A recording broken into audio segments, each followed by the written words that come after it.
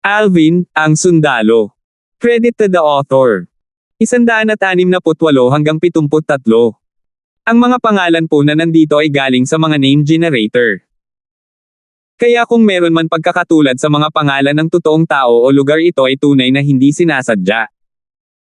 Napatalon si Butch, at isang mapait na ngiti ang walang kamalay-malay na lumitaw sa mga sulok ng kanyang bibig nang mag-react siya. Hindi ito maaaring tama. Ang taong hinahangaan ng kapatid ni Ray ay si Alvin. Kung ito ay ibang tao, maaaring may kumpiyansa siyang makipagkompetensya. Ngunit kung si Alvin iyon, alam niya ang kanyang mga limitasyon. Siya ay milya-milya ang layo mula kay Alvin, at kung ikumpara ang kanyang sarili kay Alvin ay magiging katulad ng pagdadala ng kalungkutan sa kanyang sarili. Anong tinitingin-tingin yung dalawa sa akin? Si Alvin ay nag-iisip pa rin tungkol sa bagay na ito kasama ang ikatlong prinsipe, at nang siya ay bumalik sa kanyang katinoan, napansin niya sina Ray at Butch na parehong nakatitig sa kanya. May dumi ba sa mukha ko? Malinaw na hindi narinig ni Alvin ang pag-uusap ni Ray at Butch kanina. Hindi. Nakangiting umiling si Butch. Tere, kuha tayo ng pagkain. Dumating ang tatlong grupo ni Alvin sa cafeteria at naghintay ng ilang oras. Kahit na dumating na ang kanilang pagkain, hindi pa rin mahanap sina Lizardo at Hudson. Bakit ang tagal nila ngayon? Si Butch ay may natatarantang ekspresyon. Naisip niyang kakaiba ito. May hindi maaaring mangyari, tama ba?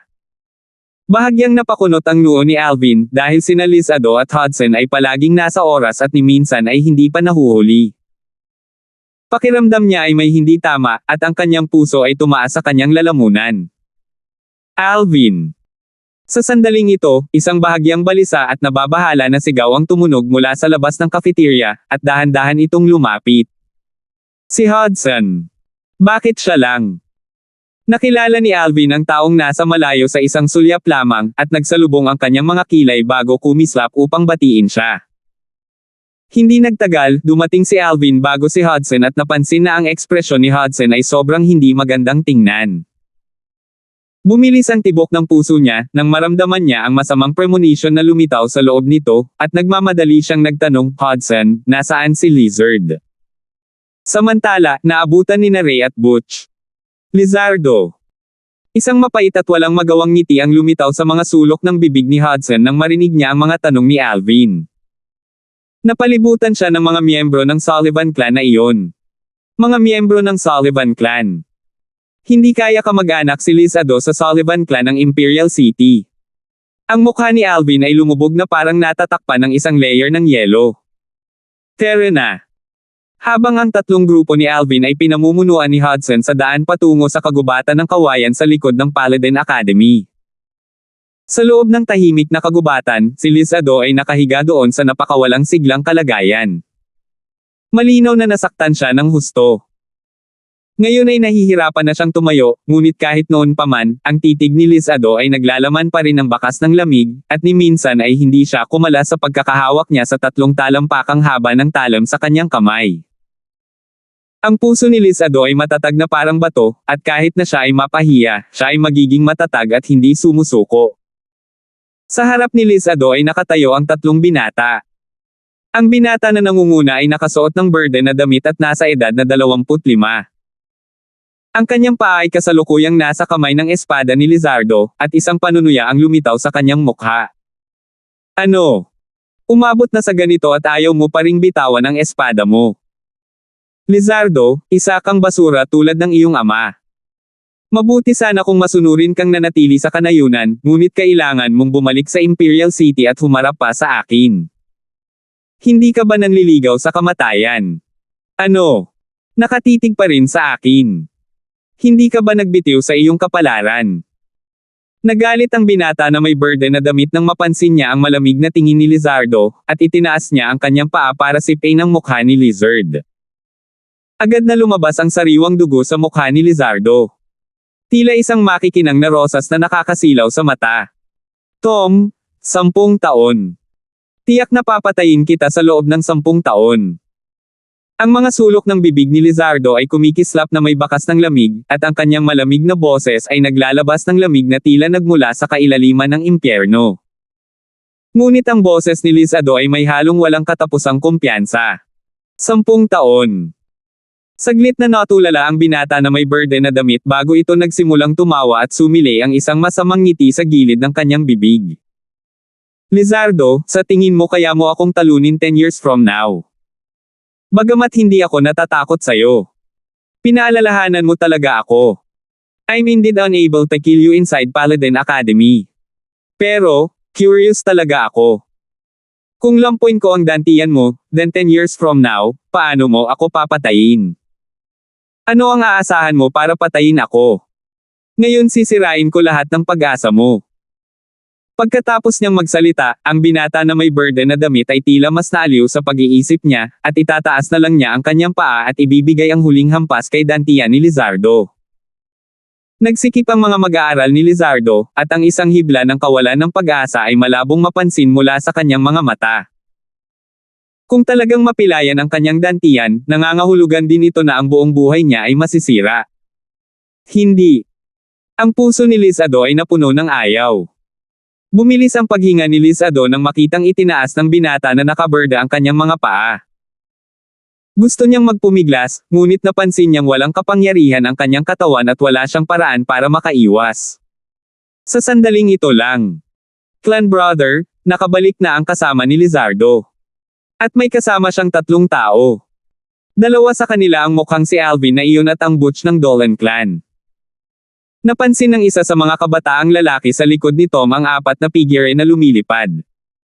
Alvin. Butch. Ang mga sulok ng bibig ni Tom ay napangiti, at ang kanyang tingin ay bumaba sa malayo sa 4 na tao na agresibong lumapit habang siya ay bumubulong sa kanyang sarili, siya ay dumating sa dulo. Lizard. Kararating lang ni Hudson nang mapansin niya ang kahabag-habag na kalagayan ni Lizardo, at ang kanyang mukha ay naging malungkot habang siya ay sumusugod. Whoosh! Sa sandaling ito, isa sa mga kabataang lalaki sa likod ni Tom ang lumipat. Sumipa siya ng napakabilis na parang kidlat at pinalipad si Hudson.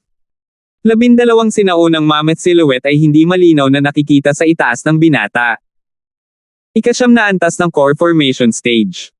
Bang! Mabangis na bumagsak si Hudson sa sahig at tumalsik ng isang subo ng dugo. Namumutla ang mukha niya. Hudson! Malungkot ang mukha ni Ray at puno ng galit ang kanyang mga mata. Tom, ikaw pala. Ang tingin ni Butch, gayunpaman, ay bumaba sa binata na may suot na burden na damit sa pangunguna, at lumubog ang mukha nito. Butch, huwag kang makisawsaw sa maputik na tubig na ito. Scram! Ang malamig at walang pakialam na boses ni Tom ay tumunog, at ang kanyang tingin ay bumaba sa binata na nakadamit ng violet sa tabi ni Butch. Maaari kang umalis ngayon. Ngunit itong Alvin ay dapat manatili. Nang mapansin niya ang kahabag-habag na kalagayan ni Lizardo, ang ekspresyon ni Alvin ay naging lubhang hindi magandang tingnan. Kaibigan niya si Lizard. Nang makita niyang sinisipa si Hudson, isang malisyosong apoy ang nag-alab sa loob niya, at nang naramdaman niyang medyo nahihirapan siyang pigilan ang galit sa kanyang puso, narinig niya ang biglaang mga salita ng binata na nangunguna. Gusto mo akong manatili? Kumislap ang mga mata ni Alvin, at itinoon niya ang kanyang tingin sa binata na nakaberda, si Tom. Hindi kaya si Lizardo ang target ng Tom na ito, kundi siya.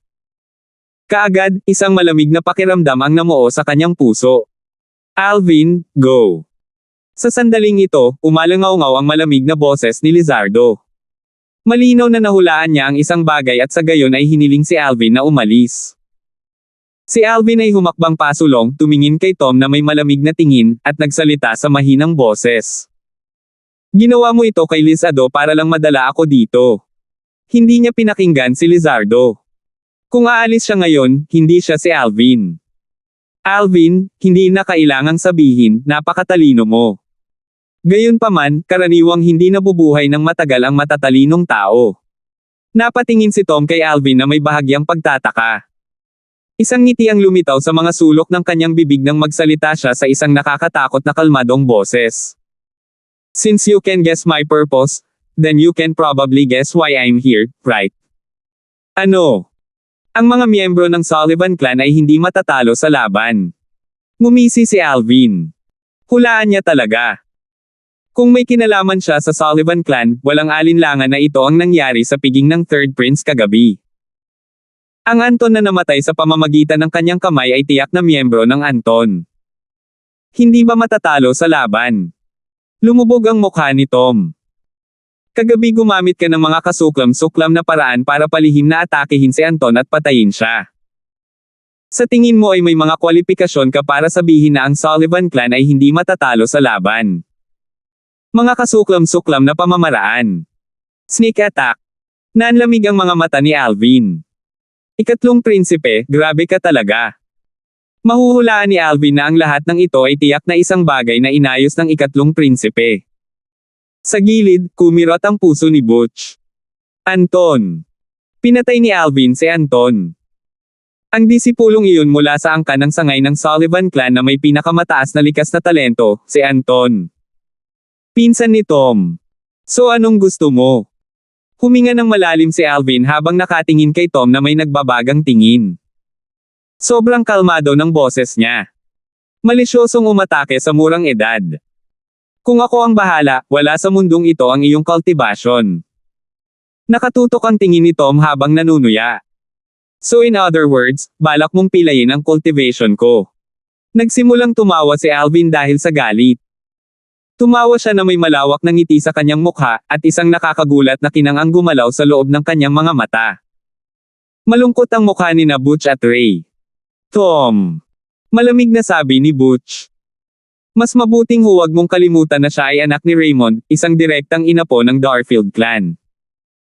Kung mangangahas kang pilayin ang kanyang cultivation, paano mo bibigyan ng paliwanag ang Darfield clan? Ang Darfield clan. Nagsimulang tumawa si Tom at tumingin kay Butch na parang tulala. Butch, huwag mong sabihing hindi mo alam na tinanggihan ni Alvin ang Darfield clan. Ngayon si Alvin ay hindi miyembro ng Darfield clan. Kaya hindi mo na kailangang ilabas ito para takutin ako. Si Tom ay isang kilalang direktang inapo ng Sullivan clan na magkakaroon ng pagkakataong makipagkumpetensya para sa posisyon ng patriarch sa hinaharap. Ang kanyang katayuan sa loob ng Sullivan clan ay isang mapagpasyang isa. Kaya, sa abot ng kanyang pag-aalala, hanggat hindi pa nakabalik si Alvin sa Darfield clan, hindi pa banggitin ang baldado sa cultivation ni Alvin, kahit napatayin niya si Alvin, hindi ito magiging problema. Ikaw. Lumungkot ang mukha ni Butch, dahil wala siyang paraan para pabulaanan. Kahit na siya ay direktang inapo ng Dolan clan, mga ordinaryong tao lamang ang matatakot sa pagkakakilanlang ito. Si Tom ay hindi natakot. Si Tom, ang apo ng Grand Elder ng Sullivan clan, ay nasa ikatlong antas ng Origin Core Stage sa edad na 25. Siya ang individual na may pinakamataas na likas na talento sa nakababatang henerasyon ng Sullivan clan at isa sa mga kandidato para sa susunod na Sullivan clan patriarch. Masasabing si Tom ay ipinanganak na may gintong kutsara sa kanyang bibig at nakaipon ng napakaraming pabor para sa kanyang sarili. Butch, kung matino ka, bilasan mo at sumigaw.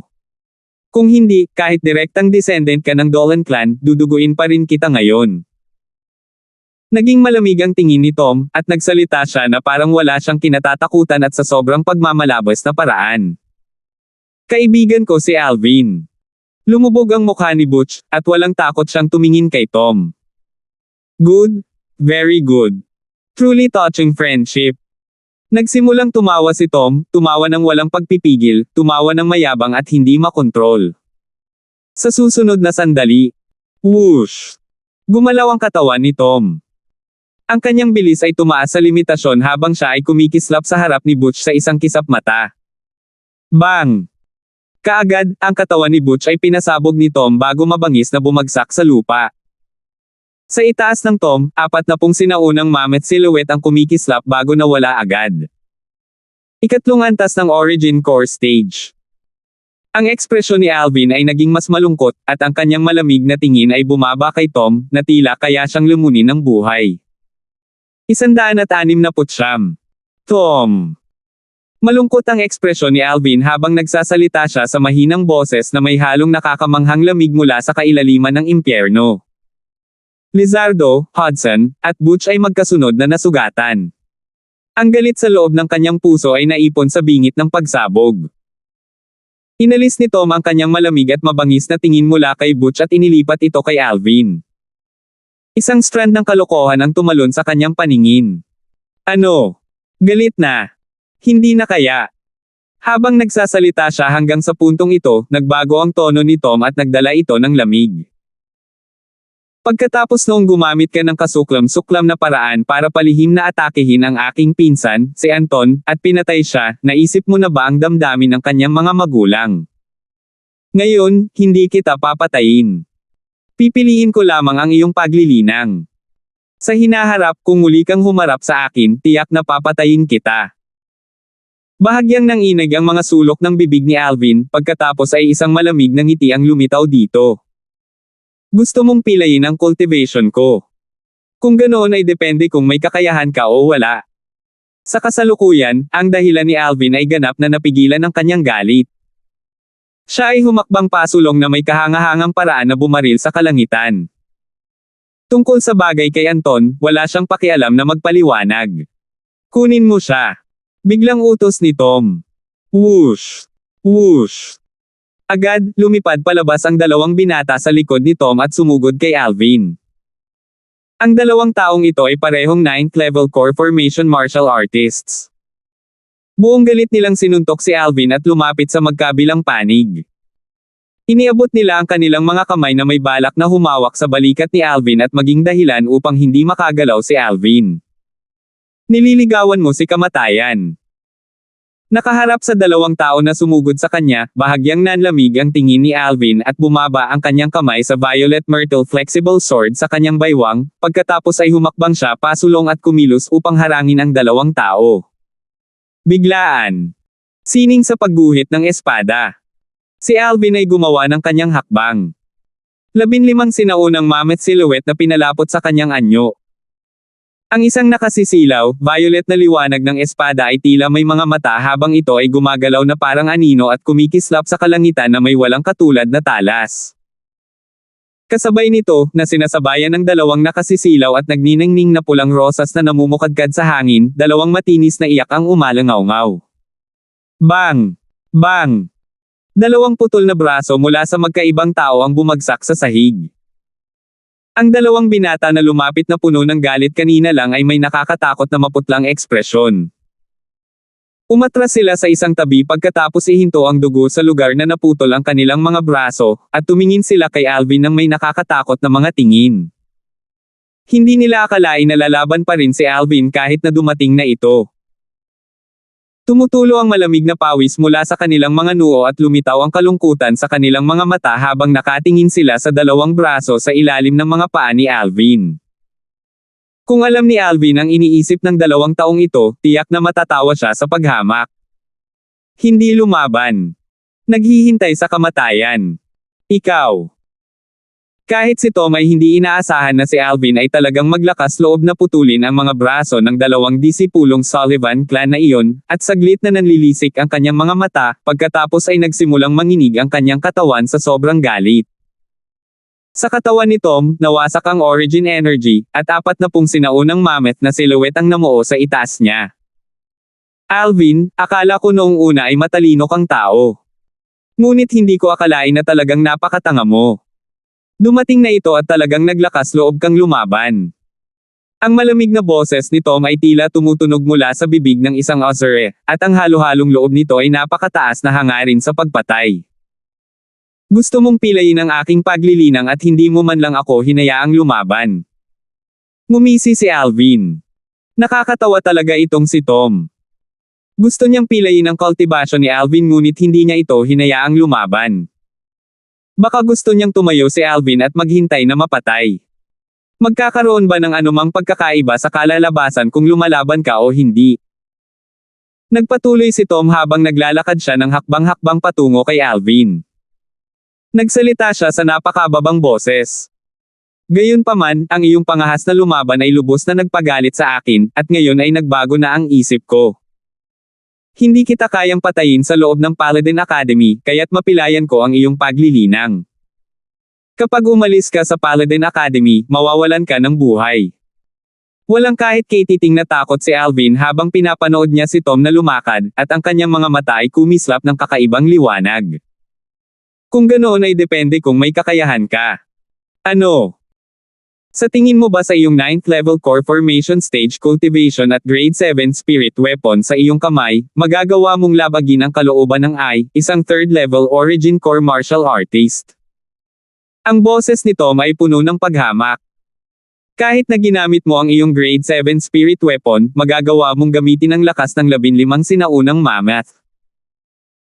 Ako, gayunpaman, nasa ikatlong antas ng origin core stage, kaya kahit hindi ako gumamit ng spirit weapon, mayroon pa rin akong sapat na lakas para magamit ang lakas ng 40 sinaunang mammoth.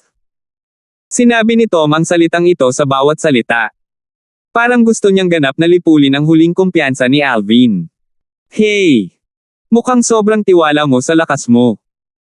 Ang mga sulok ng bibig ni Alvin ay kumulot sa magandang anggulo habang ang kanyang hugis espada ay nakataas at ang kanyang mga mata ay kumikislap na may kakaibang liwanag. Matigas pa rin ang ulo mo kahit sa panahong ganito. Hindi na kailangang sabihin, nakakaloka talaga ang tapang mo.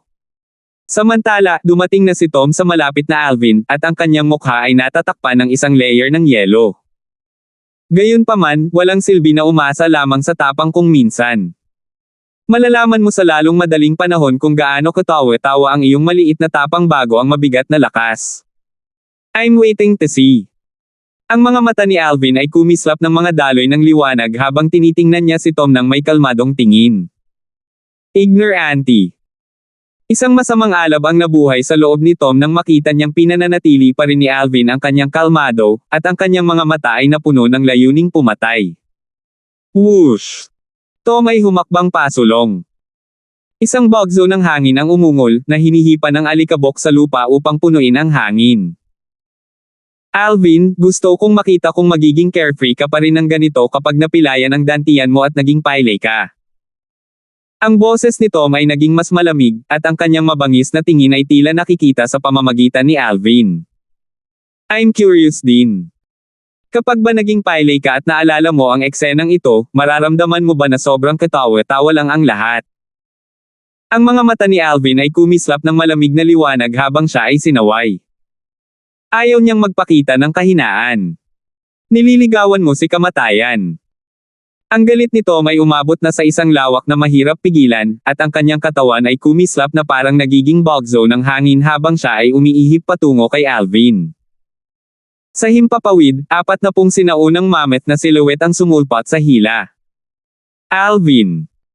Binigyan lang ni Ray ng gold injury pills sina Lizardo, Hudson, at Butch nang makita niya ang eksenang ito. Namutla ang mukha niya at galit na galit to the point na parang nahati ang mga mata niya.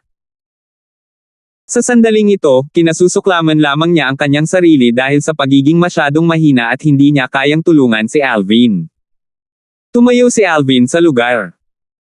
Ang kanyang malamig na tingin ay nakatuon kay Tom, na direktang kumislap patungo sa kanya, at isang malamig na ngiti ang lumitaw sa mga sulok ng kanyang bibig. Gusto mong pilayin ang dantian ko. Pagkatapos ay hahayaan kitang subukan ang pakiramdam ng pagkakaroon ng iyong dantian na baldado. Bang! Samantala, dumating na si Tom malapit sa Alvin.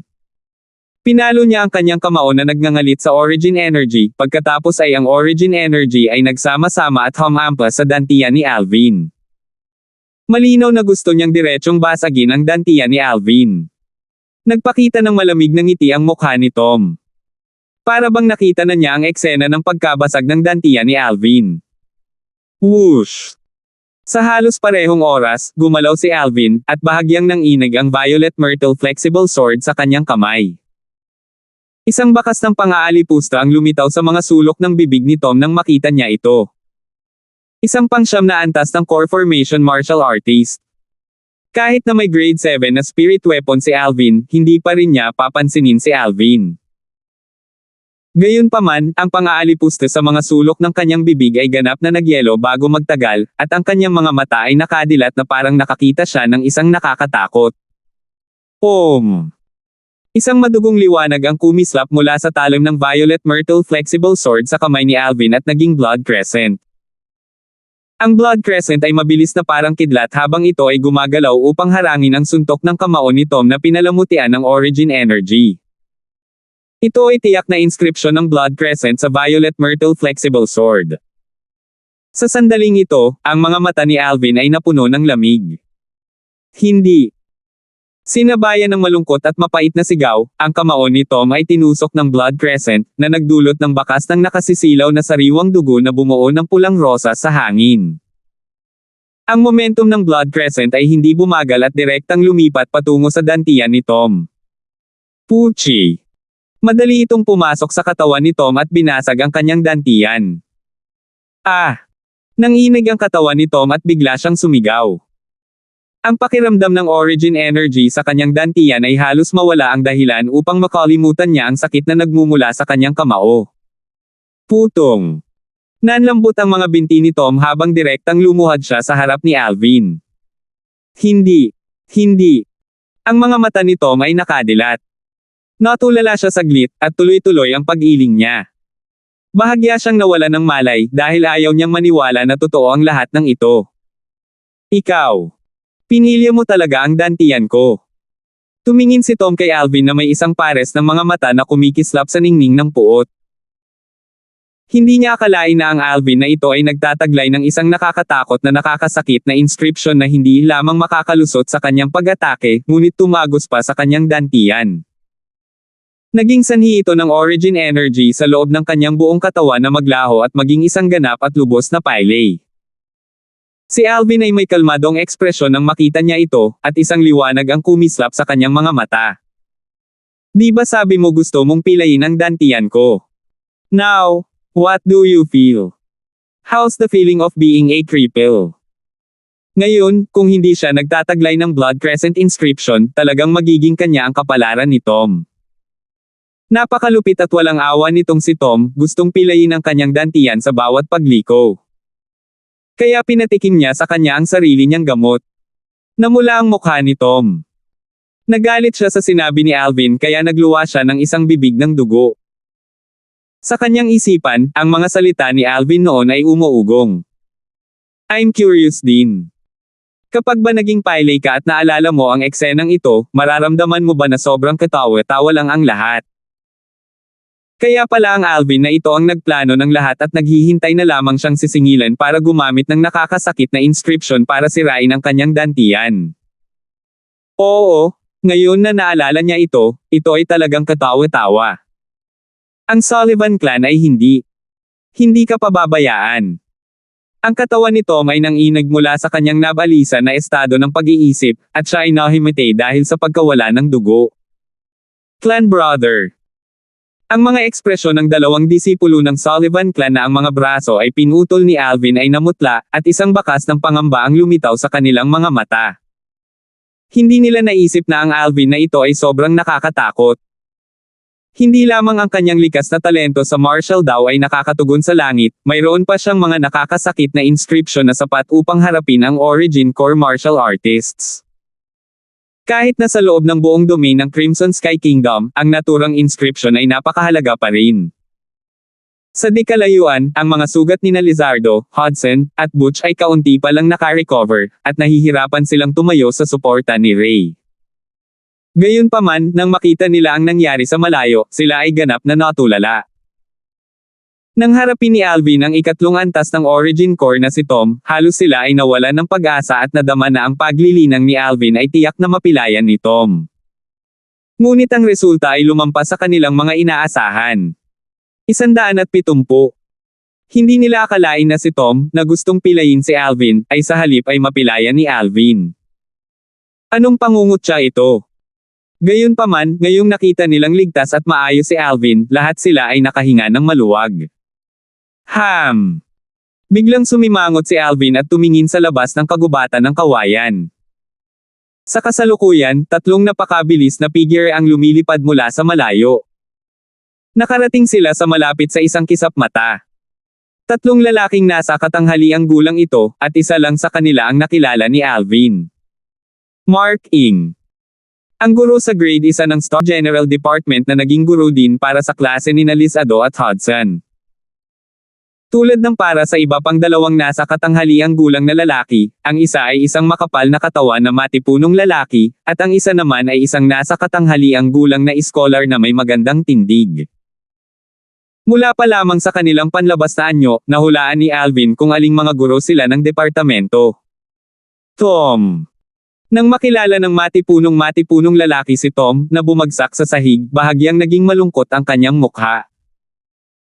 Nang walang pag-aalinlangan, mabilis siyang lumakad at tinulungan si Tom na pigilan ang sariwang dugo na walang tigil na pag-agos mula sa loob niya, at kasabay nito ay binigyan niya si Tom ng gold injury pill.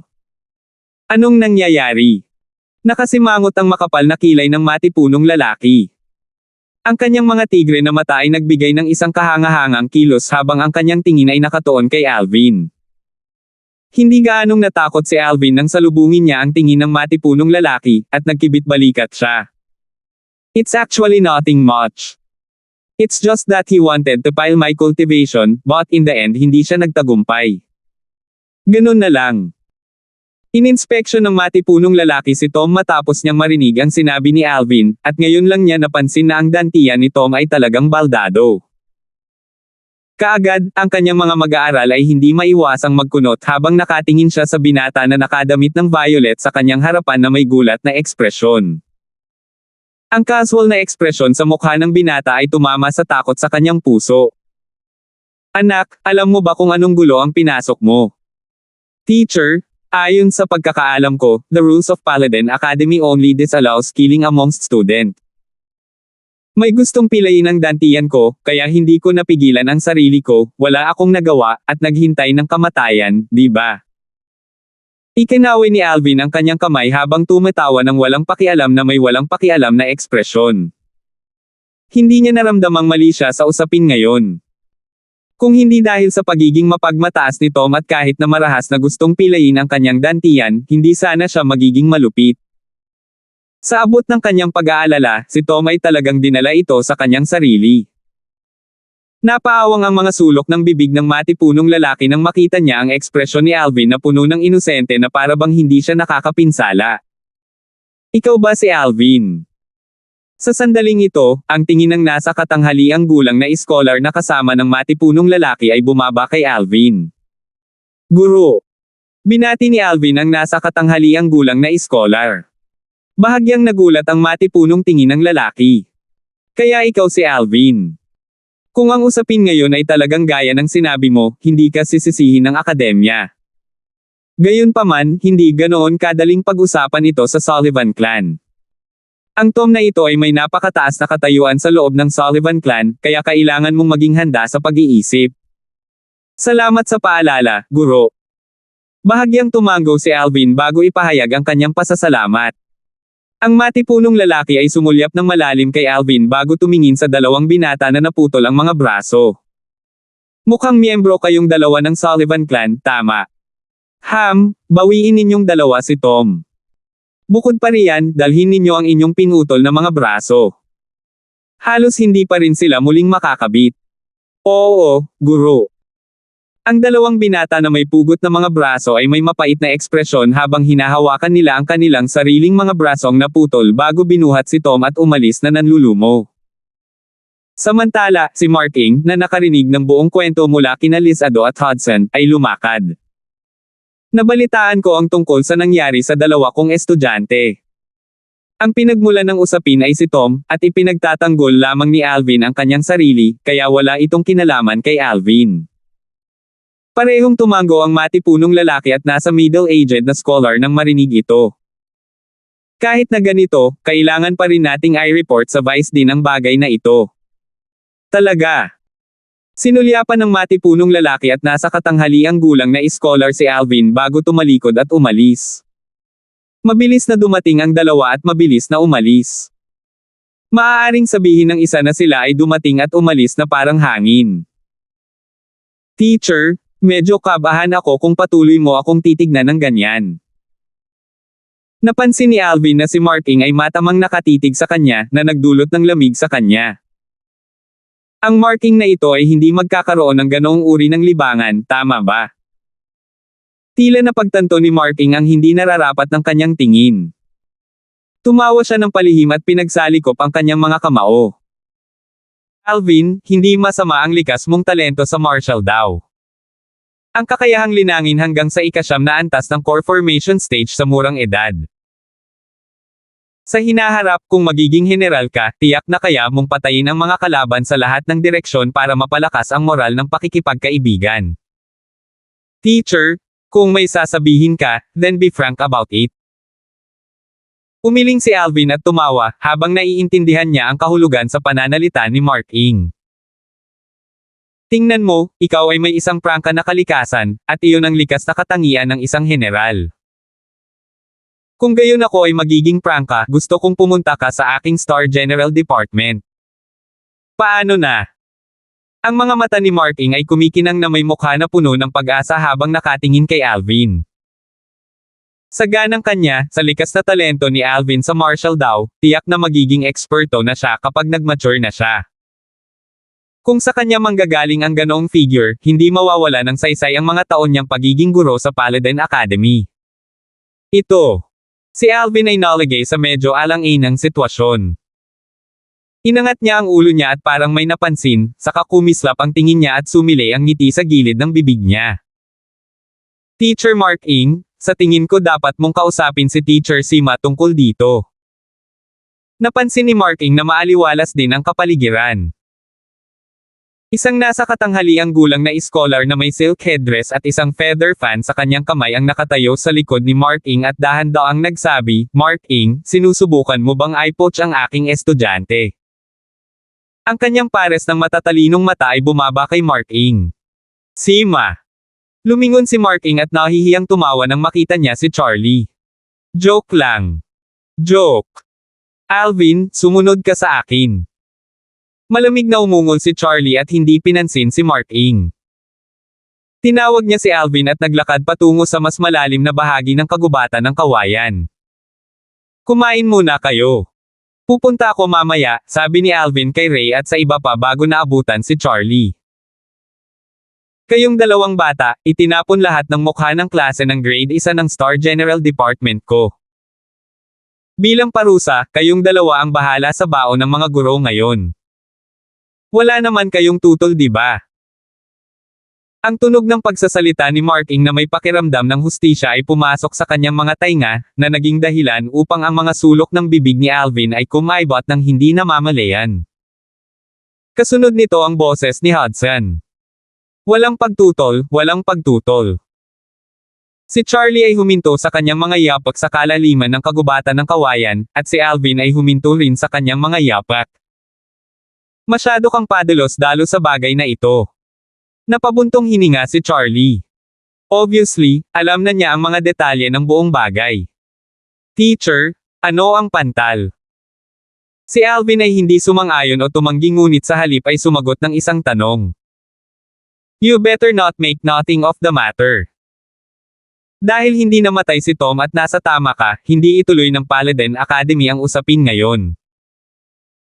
Pero alam mo ba na si Tom ay direktang inapo ng Sullivan clan at siya ang pinangalagaan ng mga ito?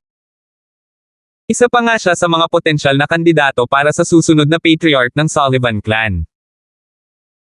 Pinalayan mo si Tom, at iyon ay katulad ng pagbibigay sa Sullivan clan ng isang sampal sa mukha.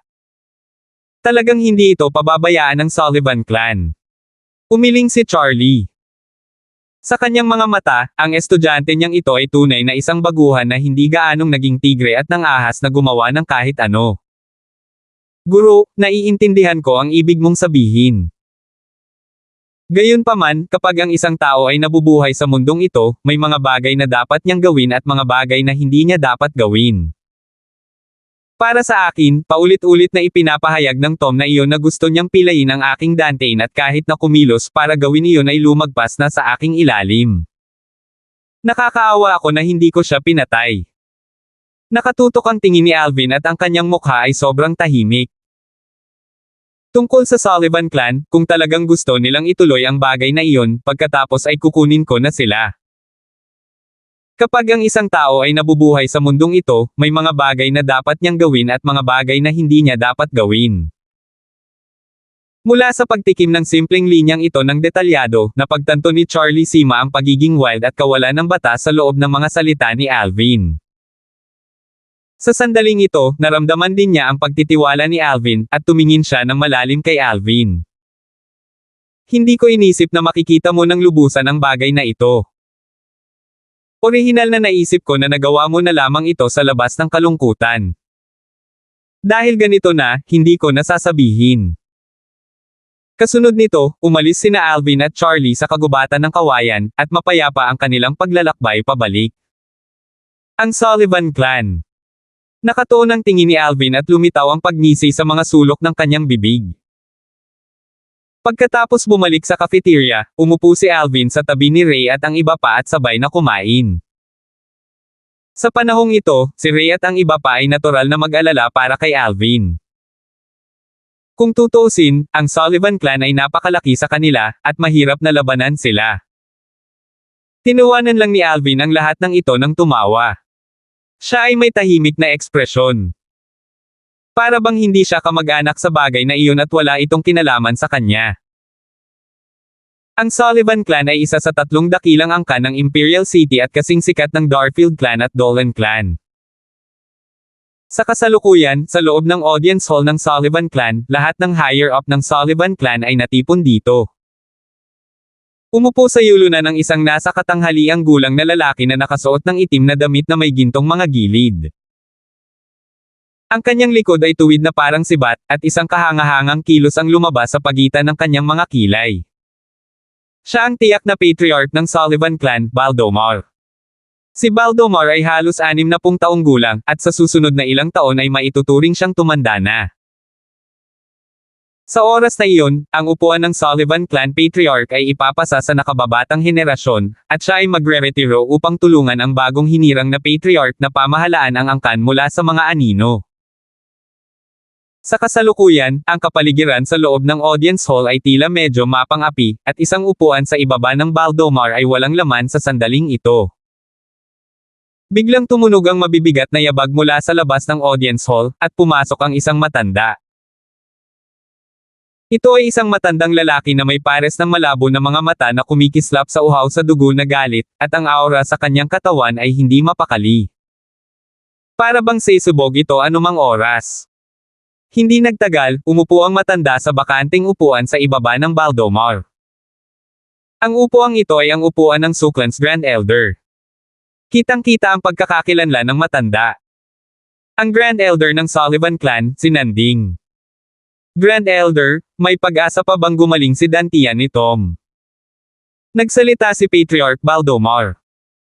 Bumaba ang kanyang tingin kay Nanding habang nagsasalita siya gamit ang boses na may halong bakas ng pag-asa.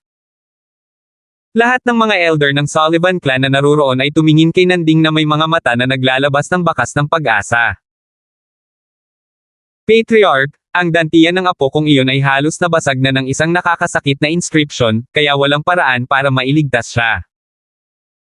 Malamang na hindi na niya maiipon muli ang origin energy sa buong buhay niya. Ang tono ni Nanding ay may halong nakakapigil hiningang lamig. Namatay ang kanyang anak sa murang edad, at ipinagkatiwala niya ang lahat ng kanyang pag-asa sa kanyang apo, si Tom, nitong mga nakaraang taon. Itinuon niya ang lahat ng kanyang atensyon upang turuan at alagaan si Tom. Hindi siya binaygo ni Tom. Siya ay naging alagad na may pinakanamumukod tanging likas na talento sa nakababatang henerasyon ng Sullivan Clan. At sa susunod pang ilang taon, kung walang mangyayaring hindi inaasahan, ang upuan ng Sullivan Clan Patriarch ay tiyak na hahawakan ni Tom. Nang malapit ng salubungin ng buhay ng kanyang apo ang pinakadakilang kaluwalhatian nito. Ang dantian ng kanyang apo ay napilayan ng isa pa, at ang buong paglilinang ng kanyang apo ay baldado. 171. Smack! Ang Patriarch ng Sullivan Clan, si Baldomar, ay lumubog ang mukha at ang kanyang palad ay bumagsak pababa sa armrest ng kanyang upuan, dahilan upang ito ay pilit na nabasag. Sa mga tuntunin ng likas na talento sa martial daw, nalampasan siya ni Tom sa parehong edad. Sa ganang kanya, sa ilalim ng pamumuno ni Tom, ang Sullivan Clan ay tiyak na makakamit ng mas malalaking kaluwalhatian sa hinaharap. Gayunpaman, ngayon ang lahat ay nawasak ng mga kamay ng isang mangmang na bata. Patriarch, ang pag-atake ni Alvin na iyon ay masyadong marahas. Hindi natin maaaring pabayaan ang bagay na ito ng ganito. Oo, kung hindi siya mapaparusahan, paano natin itataguyod ang mukha ng ating Sullivan Clan? Dapat siyang parusahan ng mabigat. Ang lahat ng matatanda ng Sullivan clan ay napuno ng matuwid na galit at walang katulad na galit. Grand Elder, iiwan ko ang bagay na ito para sa iyo na pangasiwaan. Susuportahan ka ng Sullivan clan ng buong lakas nito. Bumaba ang tingin ni Baldomar kay Nanding dahil malinaw sa kanyang puso na si Nanding ang pinakagalit sa mga taong naruroon. Si Tom ay sariling apo ni Nanding. Salamat, Patriarch. Bahagyang nasa sabik si Nanding nang marinig niya ang sinabi ni Baldomar, at ang kanyang mga mata ay naglabas ng mabangis na kinang na tila kaya nitong lumunin ng buo ang isang tao. Sa ganang kanya, kahit sino pa ito, sa sandaling ang dantian ng kanyang apo ay baldado, ang taong iyon ay lumagpas sa mga pintuan ng impyerno. Hindi niya papansinin ang mga dahilan sa loob, at wala siyang pakialam kung apo niya ang nag-udyok sa bagay na iyon o hindi. Ang alam lang niya ay ang dapat niyang gawin ay sunugin ang mga buto at ikalat ang abo ng taong lumpo sa kanyang apo. Paladin Academy. Sa isang malaking puno sa gilid ng martial arts practice grounds. 9 Dragons War Sovereign Technique, Raging Python Form. Nag-cultivate si Alvin sa buong hapon, at nang malapit na ang takip silim ay napansin niyang bahagyang lumuwag ang kanyang bottleneck sa pagtatanim. Kung walang mangyayaring hindi inaasahan, malamang na makakapag-breakthrough ako sa loob ng buwang ito. Ang mga mata ni Alvin ay kumikislap at may bakas ng ngiti ang lumitaw sa mga sulok ng kanyang bibig. Ang kasalukuyang siya ay sa wakas ay nakapagpataas ng kanyang paglilinang sa nilalaman ng kanyang puso tulad ng isang normal na core formation martial artist. Tulad ng para sa tempering ng fleshly body para sa Raging Python form, ito ay ibinigay sa Dragon Blood Pill para makumplito. Ang nag-iisang Dragon Blood Pill ay sapat na upang bigyang daan ang kanyang laman na katawan na agad na ganap na matemper sa origin energy. Si Alvin, na nasa mataas na espiritu, ay tumalon mula sa malaking puno at pinanood sina Ray at Butch na nakikipagsapalaran sa iba pang mga estudyante saglit bago umalis sa Paladin Academy kasama ang dalawa. Alvin, mag-ingat ka. Si Ray at Butch ay may seryosong ekspresyon habang pinapaalalahanan nila si Alvin. Pagkatapos ng lahat, si Alvin ay nakaharap na ngayon sa buong Sullivan clan, na isang napakalaking bagay na hindi maaaring baliwalain. Huwag kang mag-alala. Tumango si Alvin, at isang mainit na pakiramdam ang damaloy sa kanyang puso. Biglang tumigil si Alvin sa kanyang landas matapos umalis sa Paladin Academy at maghiwalay ng landas kina Ray at Butch. Sa sandaling ito, naramdaman niya ang pagkabalisa ng dalawang maliliit na sawa na nakatago sa loob ng kanyang manggas, at naging sanhi ito ng paglubog ng kanyang mukha ng walang malay. Naging mapagmatsyag siya. Mabilis na kumilos ang mga miyembro ng Sullivan clan. Gumalaw ang katawan ni Alvin pagkatapos huminga ng malalim. Parang nag-transform sa isang kidlat, mabilis niyang itinago ang sarili sa desyerto na eskinita kung saan napatay niya ang dalawang Darfield Clan 9th level origin core martial artist noong isang araw. 2 hakbang pa lang si Alvin. Whoosh! Whoosh! Sinabayan ng dalawang malakas na bugzo ng hangin, pinalibutan ng dalawang may edad na figure si Alvin mula sa harap at likod, dahilan upang wala siyang matatakbuhan. Ang mga ito ay dalawang matandang lalaki sa edad na 70, ngunit ang kanilang mga mata ay mas masigla kaysa sa isang kabataan. Sila ay kumikislap na may nakamamanghang maliwanag na liwanag. Ito ay malinaw na ang kanilang mga antas ng paglilinang ay hindi mababa.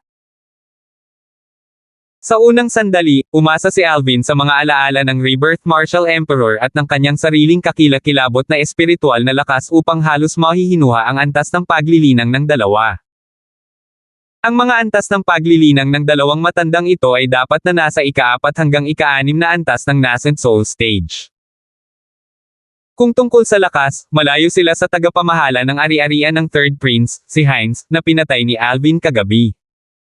Mababa ang tingin sa akin ng Sullivan clan. Sa tingin nila sapat na kayong dalawa para patayin ako. Tumaas ang kilay ni Alvin at may bakas ng panunuya na lumitaw sa mga sulok ng kanyang bibig. Sullivan clan. Halatang natulala ang dalawang matanda nang marinig nila ang sinabi ni Alvin. Ang matandang lalaki na nakatayo sa harap ni Alvin ay tumingin kay Alvin na may kalmadong tingin habang dahan-daang nagsabi, "Alvin, mukhang marami kang naging kalaban." Gayunpaman, hindi kami miyembro ng Sullivan Clan. Hindi miyembro ng Sullivan Clan. Natarante si Alvin habang iniisip niya ito sa kanyang puso. Mga tao kaya ang pinadala ng Fifth Prince? O baka sila ay mga tao na pinadala ng pangalawang amo ng Darfield Clan na si Aaron? Alvin, pinatay mo ang dalawang elder ng aking Yu Clan at dalawang natatanging disipulo. Ngayon ang araw na mawawalan ka ng buhay. Sabi ng matandang lalaki na nakatayo sa likod ni Alvin, na may malamig at walang pakialam na boses na parang yelo, na para bang nagmula ito sa kailaliman ng isang butas na natunaw. Yu Clan. Nakatuon ang mga mata ni Alvin habang naiintindihan niya. Hindi ko inaasahan na para lang patayin ako, kayong dalawa ay personal na sumugod mula sa napakalayong lugar tulad ng county city ng Swallow Mountain County. Talagang pinaparamdam mo sa akin ang hindi inaasahang pabor. Gayunpaman, hindi ba kayo natatakot na baka patuloyin ko kayong dalawa sa Imperial City magpakailanman? Nahulaan ni Alvin ang pagkakakilanlan ng dalawang matandang lalaki. Nang matapos siya sa pagsasalita, ang mga sulok ng kanyang bibig ay pumulupot sa isang masamang ngiti. Mga miyembro ng Yu Clan ng County City ng Swallow Mountain County. Ito ang clan na pinanggalingan ni Henry at Lucian na nakipag-away sa kanya sa Iron Blood Army. Bullshasteris T. Ang matandang lalaki na hamarang sa harap ni Alvin ay malamig na ungol. Hindi na siya nagsalita ng kalokohan habang gumagalaw ang katawan niya at bigla siyang umatake. Sa itaas ng kanyang ulo, 600 sinaunang mammoth na silhouette ang nag-condensed sa anyo. Ika-4 na antas ng Nascent Soul Stage.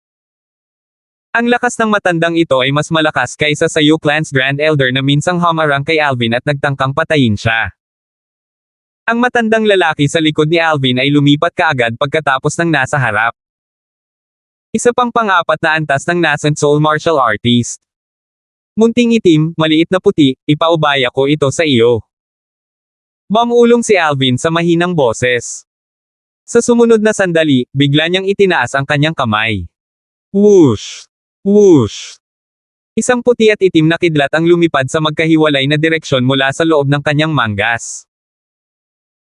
Ang kanilang bilis ay mabilis hanggang sa limitasyon, na naging sanhi ng mga nakakatusok na tunog ng pagsipol sa pandinig ng mga taong naruroon. Sa kalangitan, bukod sa 1,200 sinaunang mammoth silhouette na iginuhit ng dalawang matandang lalaki, 1,200 pang sinaunang mammoth silhouette ang lumitaw mula sa manipis na hangin.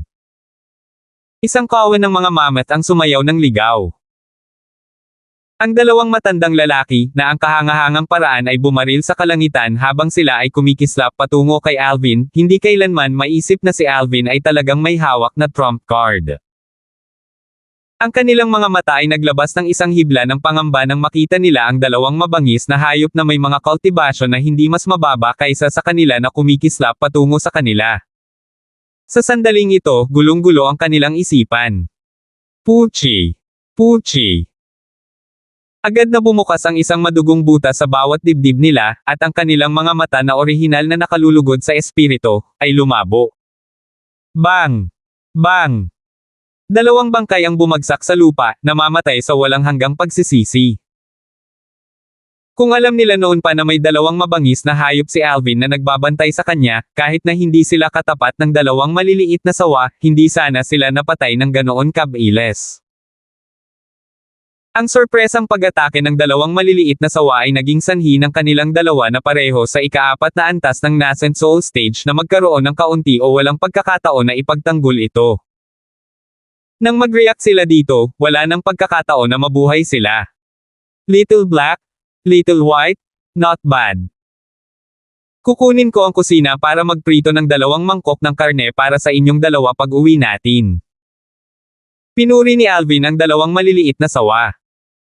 Ang matalino at maliliit na mga mata ng 2 maliliit na sawa ay kumikislap sa nasa sabik na kinang nang marinig nilang may makakain na karne. Ang Yu Clan ay parang nagmumulto na kaluluwa na ayaw lang umalis. Ngumisi si Alvin bago iniligpit ang 2 maliliit na sawa sa loob ng kanyang manggas. Sa ganang kanya, ang 2 matandang Yu Clan na ito ay halos gumawa ng napakahabang paglalakbay para lamang ibigay ang kanilang buhay. Nag-condense si Alvin ng ilang Pilfire matapos kunin ang spatial rings ng dalawang matandang lalaki at sinunog ang kanilang mga bangkay bilang abo. Saka lang siya umalis na parang walang nangyari. Marahil ay dahil ang spatial ring ni Hines mula kahapon ay nagbigay kay Alvin ng isang kasiya siyang sorpresa, ngunit ang ilang milyong pilak sa loob ng dalawang U-Clan Old Men's spatial rings ay hindi nagdulot ng anumang pagbabago sa mood ni Alvin. Gayunpaman, kung mayroong pera na madaling kumita, kung gayon magiging isang pag-aaksaya na hindi kunin ito. Unti-unting bumaba ang gabi. Pagkatapos ng hapunan, tinupad ni Alvin ang kanyang pangako at hiniling sa kusina na magprito ng 2 mangkok ng paboritong karne ng daga ng 2 maliliit na sawa. Siyempre, hindi ito ordinaryong karne ng daga, kundi isang mabangis na hayop sa ikatlong antas ng core formation, ang subterranean mouse. Little White, kahit masarap, huwag ka masyadong kumain. Tignan mo, kumain ka na to the point na sisubog ka na ha. Isang boses na kaaya-aya sa pandinig na may halong bakas ng pagsaway ang narinig. Boses iyon ni Kelly habang hinihimas ng bahagya ang nakaumbok na tiyan ng maliit na puting sawa. Nakahiga sa mesa ang 2 maliliit na sawa habang nakausli ang tiyan. Hindi sila nakagalaw ng napakatagal na panahon. Si Alvin at Megan ay nakaupo sa isang tabi. Hindi na nila napigil ang tumawa nang makita ang eksenang ito. Biglang bumaba ang mga tingin ni na Alvin, Kelly, at Megan sa 2 maliliit na sawa. Napansin nila na ang mga marka sa katawan ng maliliit na sawa ay kasalukuyang kumikislap na may ningning. Ang mga gintong marka sa maliit na itim na sawa at ang mga pilak na marka sa maliit na puting sawa ay dahan-daang kumikislap at naging mas nakakasilaw sa sandaling iyon. Sa huli, ang maliit na itim na sawa ay ganap na nababalot ng isang ginjay selwanag, at para sa maliit na puting sawa, ito ay nababalot ng isang pilak na ilaw. Swoosh! Biglang napansin ni Alvin na ang mga hibla ng makinang na liwanag ay bumaba mula sa kalangitan. Ito ay Lunar Ray Force. Bulalas ni Megan.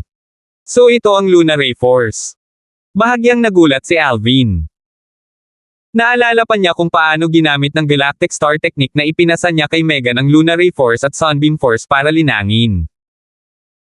Sila ay titipunin sa loob ng katawan at pagkatapos ay condensed sa origin energy. Gayunpaman, hindi niya akalain na ang 2 maliliit na sawa ay talagang may kakayahang gumuhit sa Lunar Ray Force. Ayon sa mga alaala ng Rebirth Martial Emperor, tanging mga espesyal na pamamaraan ng paglilinang lamang ang may kakayahang gumuhit sa Lunar Ray Force, at ang Galactic Star Technique na nilinang ni Megan ay isa sa mga espesyal na pamamaraan ng paglilinang. Bumuhos ang Lunar Ray Force na parang naghahadjust ng banayad na belo sa kalangitan sa gabi. Ito. Napansin ni Alvin na ang Lunar Ray Force na bumuhos ay talagang umalangaw-ngaw sa pilak na liwanag sa ibabaw ng katawan ng maliit na puting sawa, at nagsanib ang 2. Kasunod nito, ang gintong ilaw sa katawan ng maliit na itim na sawa ay ayaw mahuli, dahil ito ay sumalubong din sa pilak na ilaw sa katawan ng maliit na puting sawa. Nagsanib ang 3 pinagmumula ng liwanag. Makalipas ang kalahating oras, umatras ang Lunar Ray Force. Ang gininto ang ilaw sa maliit na itim na sawa at ang pilak na ilaw sa maliit na puting sawa ay unti-unting nawala rin. Napansin ng mabigat na espiritual na lakas ni Alvin ang mga pagbabagong naganap sa 2 maliliit na sawa sa unang posibleng sandali. Nasiraan daw sila. Ika-5 antas ng Nascent Soul Stage. Hits. Hindi nagtagal, ang 2 maliliit na sawa ay nagpaikot-ikot sa kanilang mga katawan at tumayo ng tuwid. Nag-flick sila ng kanilang mga dila habang ang kanilang mga tingin ay bumaba sa natitirang pritong karne bago ibinaba ang kanilang mga ulo at nagsimulang kumain muli. Lumubog na ang mga sikmura nila na tila sa isubog na, dahil natunaw na ng husto ang kinain nila kanina. Nagkatinginan si Alvin at ang 2 babae sa tabi niya. Hindi nila alam ang nangyari kanina. Anong uri ng ahas kayong 2, sa totoo lang? Kakaiba. Tumawa ng mapait si Alvin. Malabo niyang naunawaan kung paano hindi simple ang pinagmula ng 2 maliliit na sawa na ito. Mula sa lahat ng kanilang ibinunyag, hindi imposible para sa kanila na maging demon beast sa hinaharap. 172. Itinaas ni Alvin ang kanyang ulo upang tingnan ang kalangitan sa gabi, at ang siksik at mabituing kalangitan ay sumasalamin sa kanyang mga mata. Ang hanay ng mga bituin na ito ay dapat na maraming planeta, tama ba? Ayon sa mga alaala ng Rebirth Martial Emperor, ang Cloud Continent ay malawak at walang hangganan. At sa dulo ng mga lupain sa bawat direksyon ay isang malawak, karagatan na kalawakan, kung saan ang laki ng karagatan ay walang hangganan. Ang Rebirth Martial Emperor ay minsang lumutang sa dagat, nagnanais na hanapin ang wakas nito, ngunit kalaunan ay napansin niya na ang walang hangganang karagatan ay tila walang katapusan. Sa huli, nag-aalala siya na siya ay mawala at hindi na lumalim pa. Isang bahagi ng mga alaala ng Rebirth Martial Emperor ang nag-flash sa isip ni Alvin. Sa madaling salita, ang Rebirth Martial Emperor ay hindi nag-explore ng malalim sa malawak na mundong ito. Siguro ang Cloud Continent na kasalukuyang kinaroroonan ko, pinagsama-sama sa walang hangganang karagatan, ay isang planeta rin. Hulaan ni Alvin sa loob ng kanyang puso. Sa sandaling ito, gumawa siya ng isang malaking adhikain sa loob ng kanyang puso. Sa hinaharap, kung kaya niyang tumayo sa tuktok ng Cloud Continent, tiyak na isasama niya ang kanyang pamilya at lalabas sa dagat para tuklasin ang malawak na mundong ito. Gusto niyang makita kung planeta ba ang lugar na ito o hindi. Ayon sa kanyang mga pagtatansya, kung ito ay isang planeta, kung gayon ito ay tiyak na isang planeta na hindi mabilang na mas malaki kaysa sa Earth. Ang bilis ng Rebirth Martial Emperor sa kanyang peak ay hindi mabilang na beses na mas mabilis kaysa sa mga eroplano sa Earth sa kanyang nakaraang buhay. At sa bilis ng Rebirth Martial Emperor, kung siya ay ilalagay sa Earth, pagkatapos ay magagawa niyang umikot sa buong planeta sa isang kisap mata. Kung ang bahaging ito ng lupa sa ibaba ng aking mga paa ay talagang isang planeta. Napatingin si Alvin sa hanay ng mga bituin sa abot tanaw, at naisip niya sa kanyang puso, kung gayon aling planeta ang Earth.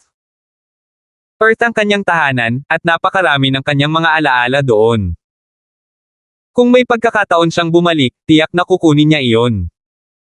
Hindi sa ibang dahilan kundi para sunugin ang mga buto at basagin ang abo ng broker na iyon na nagtayo sa kanya. Bagaman, kailangan pa rin niyang pasalamatan ang broker na iyon sa isang tiyak na lawak, dahil ang broker ay nagbigay ng mas kahanga-hangang buhay. Ngunit ang dalawang bagay ay hindi maaaring isaalang-alang na magkasama. Kailangan pang ayusin ang ilang mga score. Young Master, ano ang iniisip mo? Tumunog ang kaaya-ayang boses ni Kelly, na naging dahilan upang bumalik sa katinoan si Alvin bago bahagyang ngumiti. Iniisip ko kung may ibang tao na tulad natin sa mga bituin na iyon. Young Master, paano ka makakapag-isip ng ganito? Kung may mga tao sa mga bituing iyon, tiyak na matagal na silang bumagsak. Pinagmasdan ni Kelly ang hanay ng mga bituin sa kalangitan sa gabi, at ang kanyang magagandang kilay ay nagsalubong habang nagsasalita siya ng may inosente at dalisay na ekspresyon. Kumaibot ang mga sulok ng bibig ni Alvin. Masasabi kaya niya? Maaaring kailanganin niyang ipaliwanag kung ano ang gravity attraction kay Kelly. Samantala, tumangala din si Megan sa hanay ng mga bituin sa kalangitan sa gabi. Nakatuon ang kanyang maaliwalas na mga mata at napaisip siya. Si Alvin at ang kanyang dalawang nobya ay humahanga sa buwan at nakatingin sa mga bituin, samantalang sa labas ng gate ng Sullivan Clan Estate, dalawang figure ang mabilis na naglakad sa isang file upang makapasok sa estate. Ang figure sa harap ay isang binata sa paligid ng edad na 22 o 23, at ang figure sa likod ay isang binata sa paligid ng edad na 20 na nakasuot ng pulang damit at may malamig na ekspresyon.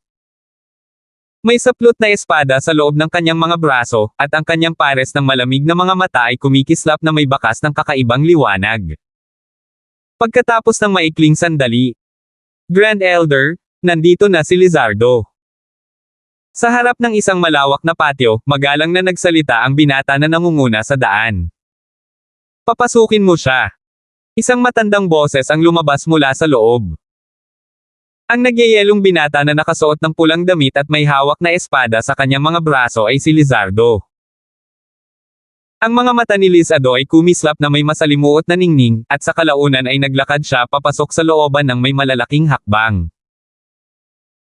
Sa loob ng malawak na patio, isang matandang figure ang nakatayo roon na parang bundok, at ang pares ng mga mata ng figure na naglalabas ng maliwanag na liwanag ay bumaba kay Lizardo. Tumayo doon si Lizardo pagkatapos pumasok at hindi nagsalita ni isang salita. Magaling ba ang iyong ama? Ang Grand Elder ng Sullivan Clan, si Nanding, ay bumaba ang tingin kay Lizardo habang dahan-dahan siyang nagtanong. Hindi masama. Kumakain siya ng maayos at natutulog ng maayos, walang pakialam na sabi ni Lizardo, na parang ayaw niyang makipag-usap pa kay Nanding. You brought me here. Kung may gusto kang sabihin, then speak frankly. Nagtagal si Nanding habang nagsasalita. Naaalala ko pa na ang tatay mo ay isang cultivator ng espada, at ang kanyang shadowless sword ay isang bagay na bihirang makatagpo ng katapat ng kanyang mga kaedad sa ating Sullivan Clan.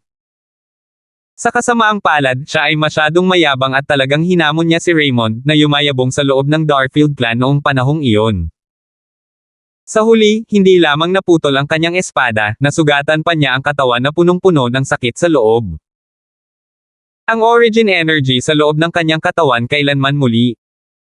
Nabalitaan ko na mayroon kang magandang relasyon kay Alvin, ang anak ni Raymond, at kahit na magkaibigan. Ano? Ang anak ng kaaway na naglagay sa iyong ama sa ganitong kahabag-habag na kalagayan, hindi mo siya kinamumuhian kahit kay Titing. Habang nagsasalita siya hanggang sa puntong ito, tumalim ang tingin ni Nanding na para bang naaabot nito ang lahat. Bakit ko siya kamumuhian? Walang pakialam na tanong ni Lizardo at may kalmadong tono. If you called me here just to drive a wedge between us, then you've wasted your time. Kahit na ang kanyang ama ay natalo sa kamay ni Alvin at nagdusa ng katawan na puno ng panloob na pinsala, ang kanyang ama ay hindi kailanman kinasusuklaman ni Raymond. Kahit na ang kanyang ama ay makakaramdam ng taos-pusong paggalang sa tuwing binabanggit niya si Raymond. Kahit na malayo sila sa Imperial City, nang malaman ng kanyang ama ang pagkawala ni Raymond sa taong iyon, ang kanyang ama ay nakaramdam ng pagkawala sa loob ng ilang panahon. Noong panahong iyon, bagamat bata pa siya, malinaw pa rin niya itong naaalala. Siya, na naimpluwensyahan ng kanyang ama mula pa sa murang edad, ay natural na hindi masusuklam kay Raymond.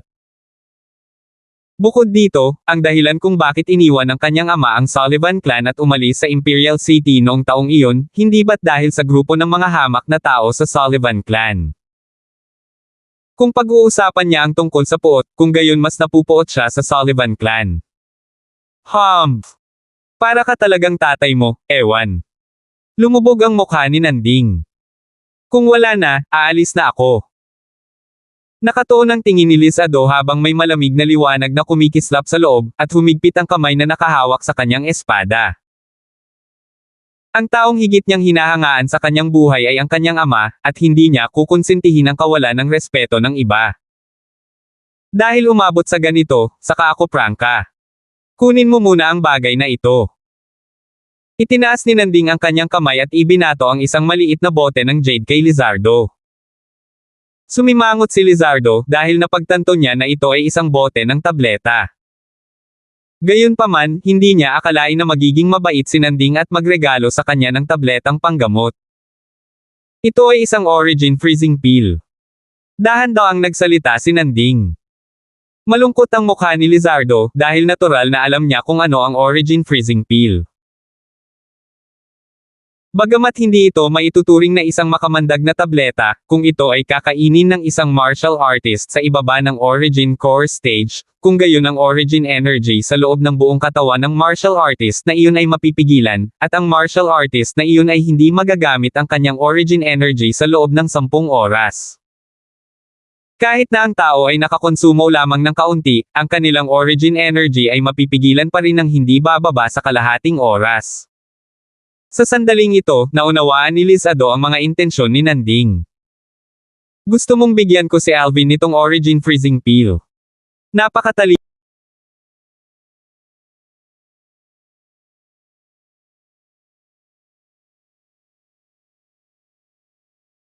Lizardo or Lennon. Napakatalino mo. Nag-flash ang tingin ni Nanding habang dahan-daang nagsasalita. Alam kong kaibigan ang tingin mo sa kanya, kaya hindi na kita pipilitin. Hindi mo kailangang personal na patayin siya. Kailangan mo lang siyang painumin ng Origin Freezing Pill habang kumakain.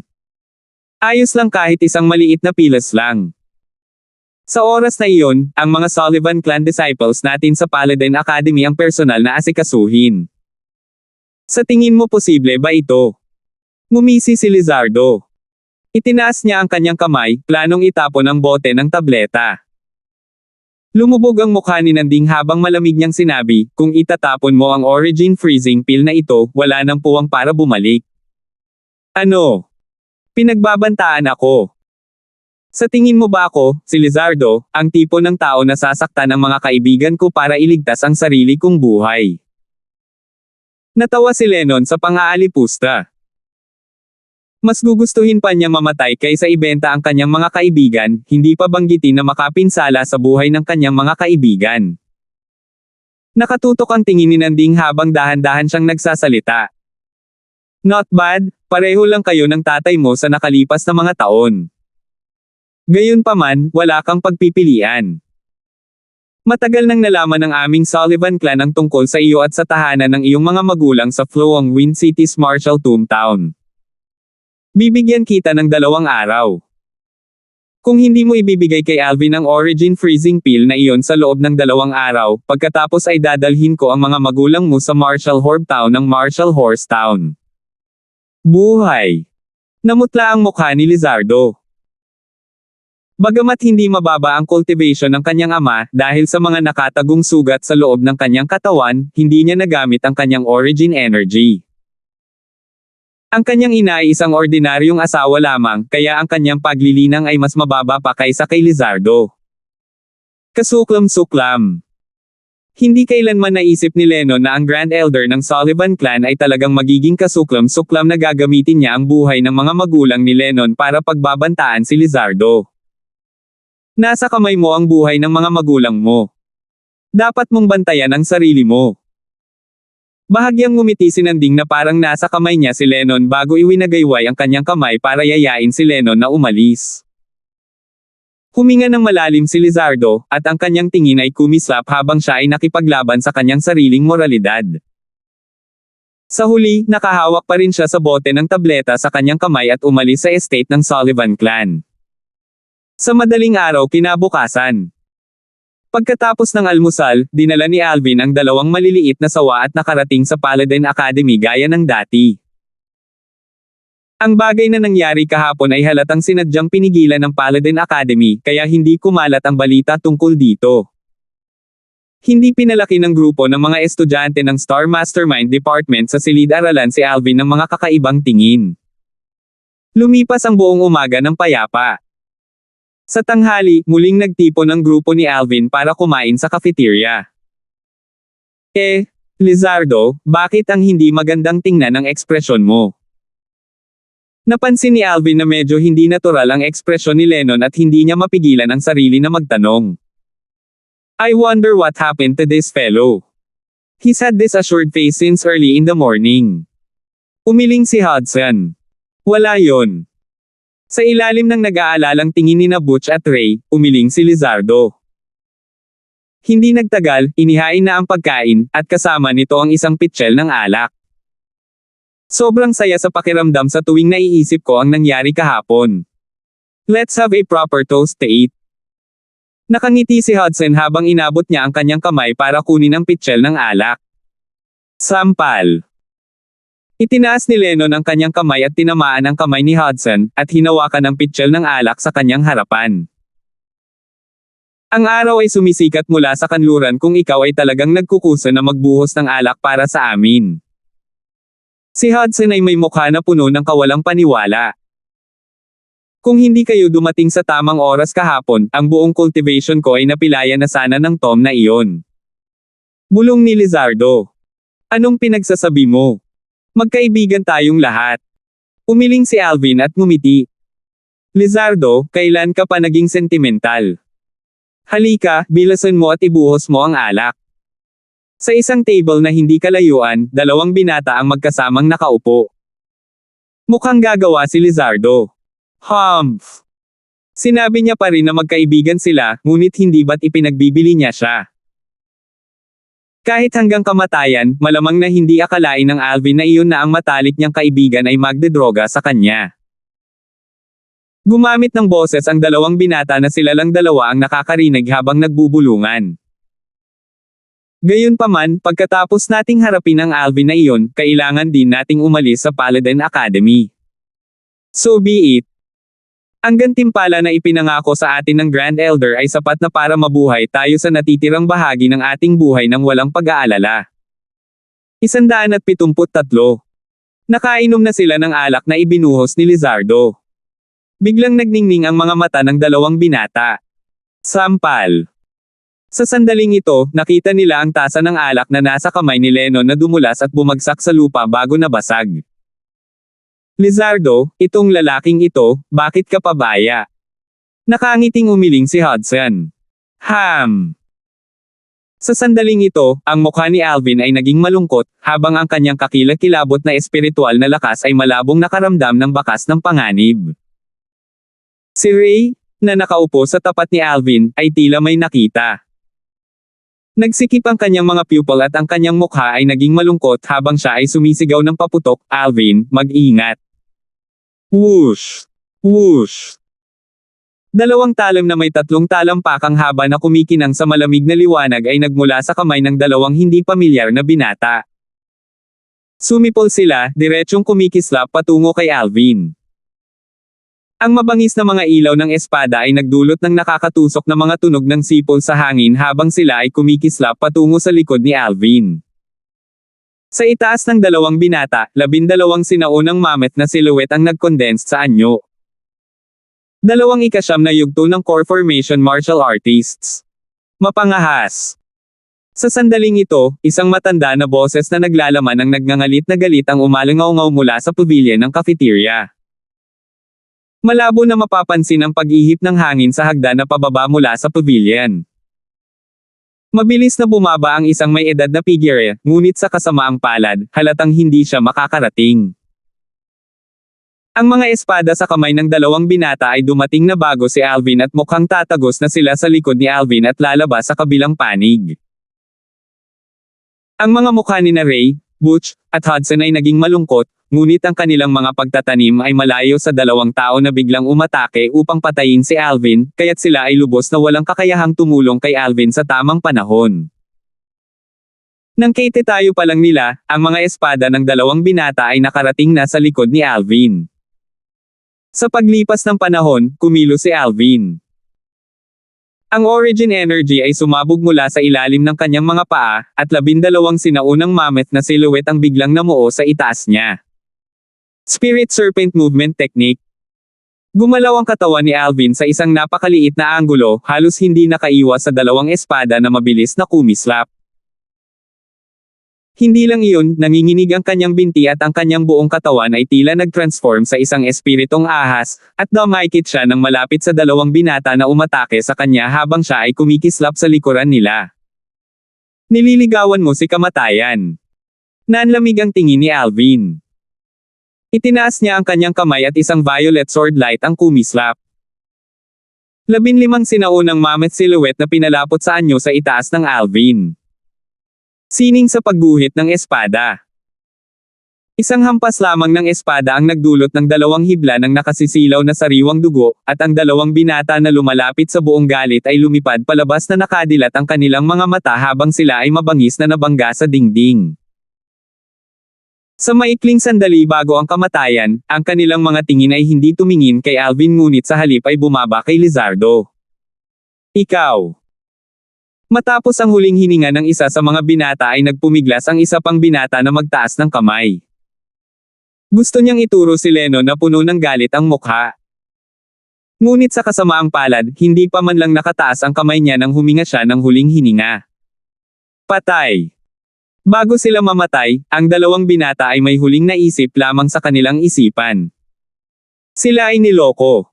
Niloko ni Lizard. Itong si Lizardo, hindi lang niya sila pinagdroga.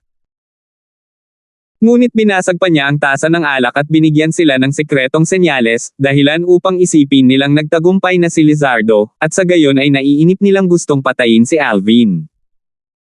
Saganang kanila, nadroga si Alvin at hindi nagamit ang kanyang origin energy. Hindi ba isang madaling trabaho para sa kanila ang pagpatay kay Alvin? Ngunit sino ang makakaalam na si Alvin ay hindi nakadroga? Bumaba ang tingin ni Alvin sa dalawang bangkay na nasa lupa, at ang kanyang face ay sobrang hindi magandang tingnan. Ang dalawang taong ito ay halatang matataas ang baitang mga estudyante ng Paladin Academy. Sino ba ang nagpadala sa kanila para patayin siya? Bilang isang mag-aaral ng Paladin Academy, kung maglakas loob kang pumatay ng isang tao sa loob ng akademya, ito ay katulad ng pagsuko ng iyong kinabukasan, dahil patalsikan ka ng Paladin Academy. Mga taong pinadala ng ikatlong prinsipe. O ito ba ang fifth prince? O baka ito ang pangalawang master ng Darfield clan, si Aaron, at pati na rin ang Sullivan clan na iyon. Vice Dean. Samantala, sa ilalim ng magalang na pagbati ng karamihan ng mga mag-aaral, ang matandang naka-gray na nakasuot ng balahibo na bumaba mula sa cafeteria pavilion kanina ay naglakad na. Ang ekspresyon ng matanda ay lubhang hindi magandang tingnan. May mga estudyante talaga na naglakas loob na pumatay sa isa pang estudyante sa loob ng Paladin Academy. Sa kabutihang palad, ang taong inatake ay maayos. Kung hindi, ang Paladin Academy ay magdurusa ng malaking pagkawala ng mukha. Vice Dean. Binati ni Alvin ang matanda, at bahagyang lumuwag ang kanyang ekspresyon. Bibigyan ka ng akademya ng paliwanag tungkol sa bagay na ito. Seryoso ang ekspresyon ng matanda habang dahan daw ang nagsasalita. Dahan daw ang tumanggo si Alvin habang ang mga daloy ng liwanag ay kumikislap sa kanyang ulo. Ang pinakagusto niyang malaman ngayon ay kung sino ang nagpadala sa 2 taong ito. Kasunod nito, lumapit ang matanda sa 2 bangkay at binuklat ang kanilang mga student badge, saka lumubog ang mukha. Grade 4 student sila. May nakakakilala ba sa kanila? Sinundan ng mga salita ng matanda, ang karamihan ng mga tao ay gumagalaw upang palibutan sila bago nagsimulang magturo ng mga daliri. Hindi ba ito ang klase namin ni Pingso at Zeke? Sila talaga. Parang miyembro sila ng Sullivan clan, tama. Pero bakit gusto nilang patayin si Alvin? 2 baliw. Talagang nangangahas na gumawa ng isang nakamamatay na suntok sa loob ng akademya. Sa lalong madaling panahon, may mga taong nakilala ang 2 binata na pinatay ni Alvin. Sullivan clan. Nakatuon ang tingin ni Alvin habang umusbong sa loob niya ang isang kahangahangang layunin ng pagpatay. Gayunpaman, medyo na-curious siya. Bakit magpapadala lamang ang Sullivan clan ng 2 9th level core formation martial artist para patayin siya? Ito ay halos walang pinagkaiba sa pagpapakamatay. Kahit na ano, ang walang hangganang galit ay namumuo pa rin sa kanyang puso. Napansin niya ang utang na ito. Ang Sullivan clan. Bumaba ang mukha ng matanda nang marinig ang usapan ng grupo ng mga estudyante. Mabuti. Napakagandang Sullivan clan. Nakatanggap siya ng mga ulat ng hidwaan sa pagitan ni Alvin at ng Sullivan clan mula sa 2 guro sa akademya kahapon, at sa gayon ay hindi niya naramdaman na ito ay hindi inaasahan. Gayunpaman, ang katotohanan na ang mga miyembro ng Sullivan clan ay talagang naglakas loob na gumawa ng isang nakamamatay na suntok sa loob ng akademya ay walang alinlangan na nakaantig sa kanyang bottom line. This time galit na galit si Vice Dean. Malamang mahihirapan ang Sullivan clan. Nanginginig ang puso ng ilan sa mga kabataang nanonood habang malabo nilang nahulaan. Alvin, okay ka lang ba? Samantala, dumating si Ray at ang iba pa sa tabi ni Alvin na puno ng pag-aalala ang mga mukha. Ayos lang ako. Umiling si Alvin. 2 9th level core formation martial artist lang ito. Hindi sila sapat para patayin ako. Hindi banggitin lamang ang 2 9th level core formation martial artist, hanggat ang mga martial artist na sorpresang umatake sa kanya ay hindi nasa ika-7 antas ng nascent soul stage o mas mataas, walang alinlangan na mamamatay sila. Kanina, kung hindi niya pinigilan ang 2 maliliit na sawa na nakatago sa loob ng kanyang manggas at pinipigilan ang mga ito sa pag-atake, ang 2 miyembro ng Sullivan clan ay hindi na magkakaroon ng pagkakataon na makalapit sa kanya. Ang 2 maliliit na sawa ang kanyang trumpo. Kung hindi kinakailangan, hindi niya madaling ibunyag ang kanilang pag-iral. Mayroon bang miyembro ng Sullivan clan sa inyo?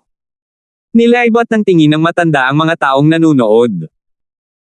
Kaagad, namutla ang kaunting mukha ng mga tao, ngunit naglakas loob pa rin sila at tumayo. Kayong lahat, dalhin ang mga bangkay ng mga miyembro ng inyong angkan at sundan ako sa Sullivan clan. Malakas na naglakad ang matanda at lumabas ng cafeteria. Ang kanyang tono ay naglalaman ng mga hibla ng pinipigilang galit na naghalo sa loob. Umupo ang grupo ni Alvin at ipinagpatuloy ang kanilang pagkain. Ang nangyari kanina ay komedya lang sa kanila. Nang malapit na silang matapos kumain, napansin ni Alvin na tila nag-aalangan si Lennon na magsalita. Hindi niya maiwasang matawa at magsabi, "Lizardo, kung may sasabihin ka, sabihin mo ng tapat. Hindi kami tagalabas." Napansin din ni Ray, Butch, at Hudson na may mali kay Lizardo. "Gusto kong humiram ng 1,000,000 silver sa inyo." Sa huli ay nagsalita si Lennon at tumahimik pagkatapos niya. 1,000,000 pilak. Nanlaki ang mga mata ni Hudson nang magsalita si Lizardo. Tanging sina Alvin, Butch, at Ray lamang ang walang malaking reaksyon at bahagyang nagulat kung bakit biglang gusto ni Lennon ng napakaraming pera. Gayunpaman, hindi sila nagtanong. "Mayroon akong 200,000 silver sa akin."